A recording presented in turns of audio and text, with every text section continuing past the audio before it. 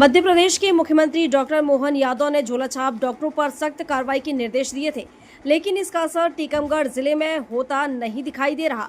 छोटी छोटी दुकानों में यह झोलाछाप डॉक्टर मरीजों का इलाज कर रहे हैं।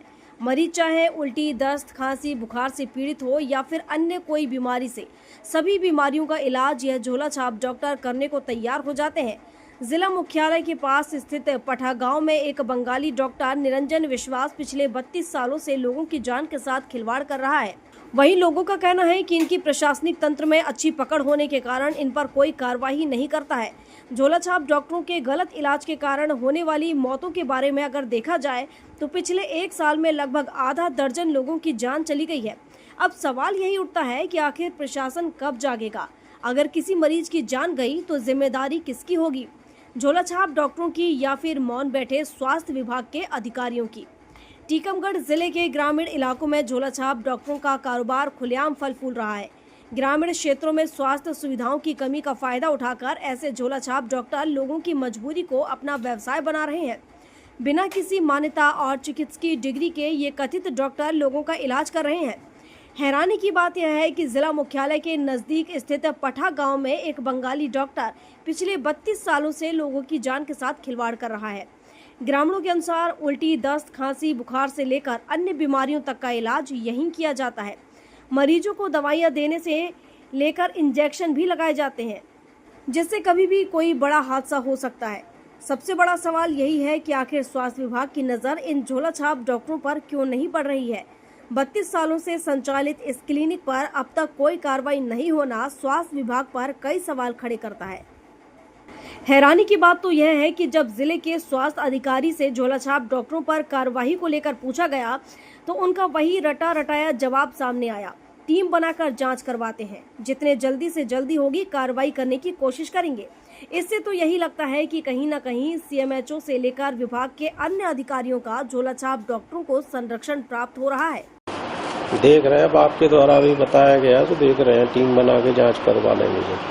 कब तक कार्रवाई होगी वैसे सर? टीम बना के जांच करके जितनी जल्दी से जल्दी होगी कार्रवाई करने की कोशिश। 2 दिन पहले जो आपने फोन पे आश्वासन दिया उसमें क्या क्यों विलम्ब हुआ था कार्रवाई में? नहीं हो पाई अभी, और कामों में बिजी रहे इसलिए नहीं हो पाई होगी, तो अभी करते हैं उस पर। कि बगैर लाइसेंस के कई ग्रामों में अलग अलग जगहों पर मेडिकल उनके स्थापित हैं, क्लिनिक स्थापित हैं और निरंतर घटनाएं भी हो रही हैं। बीच में प्रदेश गवर्नमेंट के द्वारा भी पत्र जारी किया गया था कि इनकी जानकारी एकत्रित कर उन पर कार्रवाई करना चाहिए जो दोषी हैं। और मेरा मानना है कि बार बार यह मुद्दा भी उठता है लेकिन उस पर कार्रवाई नहीं होती है। तो या तो अधिकारियों के सहमति से वो चल रहे हैं या फिर किसी नेताओं के, सत्ता पक्ष के नेताओं के सहयोग से वो चल रहा है। मेरा मानना है कि ग्रामीण क्षेत्र के जो लोग हैं बेचारे, वह स्वास्थ्य के विभाग में की दृष्टि से उतनी जानकारी नहीं रखते हैं और वह चाहते हैं कि मुझे इलाज अच्छे तरीके से हो जाए, तो कहीं ना कहीं वो उनके जाल में फंसकर उनको दिखाने चले जाते हैं और उनको संतोषजनक इलाज नहीं मिलता है। क्योंकि अगर डिग्री आपके पास होगी तो उसको बेहतर इलाज मिल सकता है, वह स्वास्थ्य हो सकता है। और जब आपके पास अनुभव नहीं है तो निश्चित ही वह गंभीर बीमारियों से ग्रसित होकर वह, क्योंकि एक दवा छोटी सी है, वह व्यक्ति के स्वास्थ्य में भी लाभ कर सकती है तो वह हानि भी पहुंचा सकती है। तो मेरा मानना है कि प्रशासन को इसमें संज्ञान लेकर वो कार्रवाई करना चाहिए। 32 साल हो गई। आप इलाज कहाँ से हैं? आप रहने वाले कहाँ के हैं? कलकत्ता के। यहाँ क्यों कर रहे हैं इलाज? टीकमगढ़ में इलाज क्यों कर रहे हैं?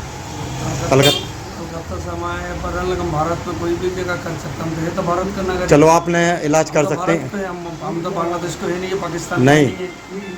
आपने ये बताइए, सीएमएचओ कार्यालय में सूचना दी आपने? मेरा यहाँ क्लिनिक खोला हूँ, सूचना दी आपने? नहीं दिया, मालूम होगा। नहीं दिया? कैसे पता होगा? कैसे पता होगा? सूचना दी आपने? नहीं, हमने नहीं। हम लोग यहाँ लोकल में दिखा लेते हैं, आसपास जो ग्राम में डॉक्टर रहते हैं उनसे दिखा लेते हैं।